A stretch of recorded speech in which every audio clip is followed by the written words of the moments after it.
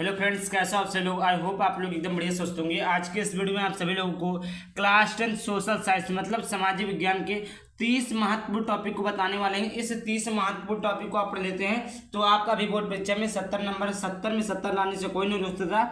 100% board परीक्षा में यही प्रश्न आएंगे, इसके अलावा आने की चांसेस है ही नहीं, क्योंकि ये आपके इंपॉर्टेंट क्वेश्चन है जो कि हर साल बोर्ड परीक्षा में आते हैं। देखिए यहाँ पर 2015 से लेकर 2024 तक जितने भी बोर्ड परीक्षाएं हुई हैं सभी में आए हुई हैं और 30 महत्वपूर्ण टॉपिक है हिस्ट्री के जो कि 2025 की बोर्ड परीक्षा में आना था है। 100% बोर्ड परीक्षा में ही आएंगे। और देखिए अगर आप लोगों को पीडीएफ चाहिए जो मैं क्वेश्चन बता रहा हूँ, यहाँ पर देखिए टोटल मैं 30 क्वेश्चन को लेकर आया हूँ। तो ये जो मैं क्वेश्चन बता रहा हूँ और जो आपको पीडीएफ चाहिए या किसी भी सब्जेक्ट का पीडीएफ चाहिए तो आप लोगों को कैसे प्राप्त करना है। तो सबसे पहले आपको जाना है यूट्यूब पर, मेरा चैनल को सब्सक्राइब कर लेना। चैनल को सब्सक्राइब करने के बाद में आप सभी लोग को जाना है टेलीग्राम पर अनमोल अकेडमी 33, अनमोल अकेडमी 33 को वहाँ पर सब्सक्राइब कर लेना। सब्सक्राइब मतलब ज्वाइन कर लेना। ज्वाइन करने के बाद में आप सभी लोगों को वहाँ पर class 10 12 Hindi, English, math, science, history, Sanskrit सभी विषयों के जो है फ्री में handwritten notes, important question, MCQ, P by P इतने सारी चीज़ें आपको प्रोवाइड की जाएंगी। बस इसके लिए करना क्या, आप सभी लोगों को चैनल को सब्सक्राइब कर लेना। आइए वीडियो को स्टार्ट करते हैं। बात करते हैं सबसे पहले क्वेश्चन की तरफ। तो सबसे पहला क्वेश्चन है जर्मनी के एकीकरण की प्रक्रिया। देखिए किस प्रकार 3 से 4 टाइप का क्वेश्चन आपसे पूछ सकता है कि जर्मनी के एकीकरण की प्रक्रिया का संक्षिप्त वर्णन कीजिए, जर्मनी का एकीकरण पर टिप्पणी लिखिए, जर्मनी के एकीकरण में किसकी भूमिका, मतलब सारी चीजें पूछ सकता है। तो आपको बात एक ही लिखना है। दूसरा क्वेश्चन है 1789 फ्रांसीसी क्रांति का कारण तथा प्रभाव। देखिए ये जो मैंने बताया भी जर्मनी का एकीकरण, ये आपका लॉन्ग क्वेश्चन में आता है। 1789 फ्रांसीसी क्रांति का कारण तथा प्रभाव, मतलब 1789 में जो फ्रांसीसी की क्रांति हुई थी, जो फ्रांस की क्रांति हुई थी, फ्रांस की क्रांति के बाद में क्या प्रभाव पड़ा था, क्या कारण, किसके कारण से फ्रांसीसी क्रांति 1789 हुई थी और उसका क्या प्रभाव पड़ा था। देखिए कोई भी टॉपिक आप पढ़िए तो कारण निवारण दोनों जानिए कि हुआ क्यों था और कैसे हुआ था, सारी चीजें जानिए, तभी आप अच्छे नंबर प्राप्त कर सकते हैं। आगे बात करते हैं अगला क्वेश्चन। अगला देखिए, अगला है इटली का एकीकरण। देखिए इटली का एकीकरण, जर्मनी का एकीकरण, दोनों के दोनों ये जो एकीकरण है ये मोस्ट इंपॉर्टेंट है। मोस्ट इंपॉर्टेंट ये आपके हर साल बोर्ड परीक्षा में पूछे जाते हैं, क्या कि इटली का एकीकरण तथा जर्मनी का एकीकरण। आगे बात करते हैं, चौथा नंबर का प्रश्न है कि महात्मा गांधी जी के सत्याग्रह पर निबंध लिखिए। अब कहने का तात्पर्य, ये बच्चे कंफ्यूज हो जाते हैं कि महात्मा गांधी जी के सत्याग्रह पर निबंध लिखना है। बहुत सारे बच्चे इस पर कंफ्यूज हो जाते हैं कि हिंदी में निबंध लिखना होता है तो इसमें कैसे निबंध आ गया। तो निबंध कहने का तात्पर्य ये है प्यारे बच्चों कि महात्मा गांधी ने कितने आंदोलन किए, उन सभी आंदोलनों का एक निष्कर्ष निकाल कर एक निबंध लिखिए कि महात्मा गांधी ने, जैसे आप क्या लिखते हैं पर्यावरण प्रदूषण पर निबंध, तो आप क्या लिखते हैं पर्यावरण प्रदूषण के प्रकार, पर्यावरण प्रदूषण के उपाय और सारी चीजें। तो ऐसे आप लिखिए महात्मा गांधी जी के सत्याग्रह पर निबंध। उनके महात्मा गांधी जी ने इतनी 3-4 सत्याग्रह किए थे, सत्याग्रह का नाम लिखिए और हर एक सत्याग्रह पर 4 से 6 लाइन आप लिख दीजिए, वही आपका निबंध कहलाता है। आगे बात करते हैं, पांचवा है महात्मा गांधी द्वारा चलाए गए असहयोग आंदोलन तथा उसका अर्थ लिखिए। देखिए महात्मा गांधी जी ने एक असहयोग आंदोलन चलाया था, उसका क्या अर्थ था, तो यहीं से समझ लीजिए, ये शॉर्ट क्वेश्चन में आता है। असहयोग मतलब होता है सहयोग ना करना, जैसे हम किसी का सहयोग कर रहे हैं तो उनका सहयोग ना करना ही असहयोग कहलाता है। तो असहयोग आंदोलन का तात्पर्य क्या है, ये चीजें आपको लिखनी है। और द्वारा चलाया गया असहयोग आंदोलन क्यों चलाया गया था। अगला है महामंदी के कारणों को लिखिए। महामंदी के कारणों को लिखिए, ये आपका लॉन्ग क्वेश्चन में आता है, मोस्ट इंपॉर्टेंट क्वेश्चन है बोर्ड एग्जाम 2025 की दृष्टि से कि महामंदी के कारण तो क्या थे, महामंदी के कारण से क्या प्रभाव पड़े, महामंदी से क्या व्यवस्थाएं खराब हुई, सारी चीजें लिखनी है। अगला आपका 7वां प्रश्न है कि 19वीं शताब्दी में अंतरराष्ट्रीय द्वारा बताए गए 3 प्रकार के प्रभाव की व्याख्या कीजिए। क्या बोला है कि 19वीं शताब्दी में, किस शताब्दी में, 19वीं शताब्दी में अंतरराष्ट्रीय द्वारा बताए गए 3 प्रकार के प्रभाव की व्याख्या कीजिए। 8वां नंबर का प्रश्न है कि ब्रिटेन बुड्स संस्थान समझौता। ये देखिए आपका हम सफर 2028, ये आपका क्या करेंगे, इंस्टाग्राम पर जाएंगे, सर्च करेंगे, वहां पर आप मुझे फॉलो भी कर सकते हैं। ब्रिटेन बुड्स संस्थान समझौता, जैव तथा, अब देखिए ये आपका इतिहास था, जैव तथा अजैव संसाधन, जैव तथा अजैव, जैव जीवन, अजैव बिना जीवन, तो ऐसे आप पढ़ लीजिएगा। इसका मैं वन शॉट इतिहास का हर एक चैप्टर का वन शॉट लाने वाला हूँ। जैव संसाधन क्या है तथा अजैव संसाधन क्या है, इसकी परिभाषा हो गई। एक एक उदाहरण दो उदाहरण आप लोग देख लीजिए। पेड़ पौधे क्या है, सारी चीजें जैव संसाधन। अजैव संसाधन क्या है, जो चीजें पुनर्निर्माण ना मतलब भविष्य में हमारा उपयोग ना हो। जैव जिसमें अजैव क्या होती है, जिसमें जान नहीं होती है, और जैव क्या होती है, जिसमें जान होती है। 10वां नंबर का प्रश्न है कि मृदा अपर्दन क्या है। मृदा मिट्टी, अपर्दन चादर क्या है, कारण बताइए। अगला टॉपिक आता है 3 राज्यों के नाम जहां काली, यहाँ पर क्या लिखा है, 3 राज्यों के नाम जहां काली मिट्टी रहेगा। यहाँ पर क्या रहेगा, विद्या नहीं रहेगा बच्चों, यहाँ पर रहेगा आप सभी लोगों को काली मिट्टी।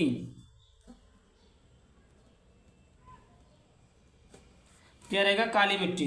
3 राज्यों के नाम जहां काली मिट्टी पाई जाती है। कौन सी फसल उगाई जाती है, मतलब काली मिट्टी पर कौन सी फसल उगाई जाती है, किन्हीं 3 राज्यों के नाम बताइए जहां पर काली मिट्टी या काली मृदा पाई जाती है।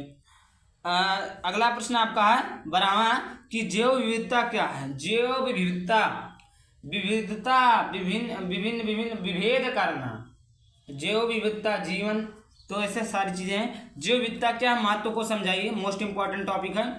आगे बात करते हैं। अगला टॉपिक है कि भारतीय कृषि की कोई 3 विशेषताएं लिखिए। भारतीय कृषि की क्या लिखना है, हमें 3 विशेषताओं को लिखना है। कितनी विशेषताओं को, 3 विशेषताओं का। अगला टॉपिक आता है 13 नंबर का, 13 हो गया। 14 नंबर का आता है कि चावल की खेती के लिए भौगोलिक परिस्थितियों का वर्णन कीजिए। क्या करना है, चावल की खेती के लिए उपयुक्त भौगोलिक परिस्थितियों का वर्णन करना है। 15 नंबर का यानी लास्ट इस 30 को ऐसे क्वेश्चन है। 15 नंबर का प्रश्न है कि कृषि की 3 प्रमुख समस्याओं का उल्लेख कीजिए। कि आजकल जो है कृषि की कौन सी समस्याएं रहती हैं, क्या क्या समस्या रहती है। 3 प्रमुख जो सबसे ज्यादा मेन है। वैसे सबसे पहली समस्या आप लोग लिख सकते हैं क्या, वर्षा। दूसरी, दवाइयाँ आजकल डुप्लीकेट खराब चीजें आने लगी है, जो खाद का उपयोग करते हैं हम लोग। तो आपको प्रमुख लगे 3 समस्याओं का उल्लेख करना, आप सभी लोगों को इतना जान लीजिए। आगे बात करते हैं। अगला क्वेश्चन है 16 नंबर का प्रश्न। क्या है पर बच्चों, 16 नंबर का प्रश्न देखते हैं। 16 नंबर का प्रश्न कि परंपरागत तथा गैर परंपरागत ऊर्जा संसाधन। परंपरागत तथा गैर परंपरागत ऊर्जा संसाधन। अगला नंबर का प्रश्न है कि ऊर्जा के गैर परंपरागत स्रोतों का वर्णन। क्या फिर बच्चों, ऊर्जा के गैर परंपरागत स्रोतों का वर्णन करना है। 18 नंबर का प्रश्न है कि सड़क परिवहन के 3 गुण को बताइए। क्या बताना, सड़क परिवहन के 3 गुण बताइए। सड़क परिवहन का मतलब जैसे हमें सड़क से क्या लाभ है, 3 लाभ को बताइए। सड़क से पहली लाभ क्या होती है, हमें आने जाने में सुविधा होती है, हम एक स्थान से दूसरे स्थान तक किसी भी सामान को अच्छे से पहुंचा सकते हैं, आने जाने में सुविधा। तो 3 टॉपिक को आपको लिखना, तीनों को टॉपिक पर आपको अच्छे से लिखना है। सड़क परिवहन के 3 गुण बताना है। परिवहन तथा संचार के साधन किसी की जीवन रेखाएं तथा अर्थव्यवस्था क्यों कहे जाते हैं। क्यों कहे जाते हैं परिवहन तथा संचार के साधन किसी देश की जीवन रेखा तथा, अब भाई साहब देखिए, अर्थव्यवस्था कहे जाते हैं क्योंकि अगर रास्ता ही ना रहे, परिवहन ही ना रहे, तो आपका सामान एक स्थान से दूसरे स्थान तक, और सामान नहीं जाएगा तो वहाँ की अर्थव्यवस्था मजबूत नहीं रहेगी। इसीलिए क्या है, जो आपका परिवहन तथा संचार है वो कहते हैं कि जीवन की रेखा की अर्थव्यवस्था कहे जाते हैं। क्यों, इसीलिए तो कहे जाते हैं, अरे जब परिवहन नहीं रहेगा, संचार नहीं रहेगा, तो एक वस्तु दूसरे वस्तु तक जाएगी नहीं, एक व्यक्ति दूसरे जगह जाएगा नहीं, कोई कहीं पर जा नहीं पाएगा, कोई सामान कहीं से आ नहीं पाएगा, वो लोग अपने घर में रहेंगे, तो कैसे ही है। तो इसीलिए क्या वो बोलते हैं कि जीवन की रेखाएं हैं। मैं क्वेश्चन का मतलब समझा रहा हूं, आंसर नहीं। अगला, गठबंधन सरकार से आप क्या समझते हैं। देखिए, सबसे पहले आप लोग जाइए टेलीग्राम पर अनमोल अकेडमी 33 ग्रुप ज्वाइन करिए। वहां पर सभी विषयों के handwritten notes, PDF, PYQ सारी चीजें दी जाती है। गठबंधन सरकार, गठबंधन बहुत सारे लोगों का गठबंधन, जैसे कहते नहीं चलो गठबंधन बना ले, मतलब 2 या 2 से अधिक लोगों का गठबंधन। तो गठबंधन सरकार से आप क्या समझते हैं, इसको लिखना है। अगला क्वेश्चन है 22वां नंबर का प्रश्न कि 1992 के संविधान संशोधन के पहले और बाद के स्थानीय शासन के 2 अंतर हैं। 1992 के संविधान संशोधन के पहले और बाद के स्थानीय शासन के 2 अंतर हैं। अगला प्रश्न 23वां नंबर प्रश्न। 23वां नंबर का प्रश्न है कि भारत के विधायकों में महिलाओं के प्रतिनिधित्व की स्थिति क्या है। ये आपको यहाँ पर फॉलो कर लीजिएगा इंस्टाग्राम पे। अगला आपका 24 नंबर का प्रश्न। 24 नंबर का प्रश्न है कि बताइए कि भारत में किस तरह अभी भी जातिगत असमानताएं पाई जाती है। मतलब बताना है कि किस प्रकार जातिगत असमानताएं पाई जाती हैं। इन चीजों के ऊपर आपको डिस्कस करना है कि जातिगत लोगों असमानताएं मतलब भेदभाव।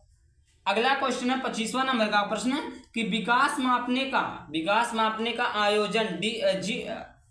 आयोजन डीपी का मापदंड किन पहलुओं विश्व बैंक के मापदंड से अलग है। इसको आपको लिखना। अगला आपका है कि लोकतंत्र के सम्मुख प्रमुख चुनौतियों का वर्णन। वेरी इंपॉर्टेंट टॉपिक, ये आपका लॉन्ग में आता है। इसमें देखिए लॉन्ग शॉर्ट दोनों है। आगे आपका है संगठित कार्य से आप क्या समझते हैं। क्या बोला बच्चों, संगठित कार्य से आप क्या समझते हैं। 28वां नंबर का प्रश्न है कि वैश्वीकरण से आप क्या समझते हैं। और 29वां नंबर का प्रश्न है ऐसे कारकों की चर्चा करें जिनमें उपभोक्ता का शोषण होता है। और अगला 30वां में लिखा नहीं, 30वां आपको याद कर लीजिएगा कि आप लोग याद कर लीजिएगा जलियांवाला बाग हत्याकांड। ये हर साल बोर्ड परीक्षा में आपको देखने को मिलेगा। ये आपका बहुत ही खतरनाक दर्दनाक मौत थी, तो इसीलिए इम्पॉर्टेंट है, यह साल आता भी है। जलियांवाला बाग हत्याकांड का संक्षिप्त टिप्पणी लिख करिए तो आप लोगों को दे देगा। तो देखिए इतना टॉपिक था। अगर आप लोगों को पीडीएफ चाहिए तो आप लोगों को जाकर वहाँ पर कमेंट करना और बोर्ड एग्जाम यहाँ पर कमेंट करना बोर्ड एग्जाम 2025 पीडीएफ, और उसके बाद में जाना है टेलीग्राम ग्रुप ज्वाइन कर लेना।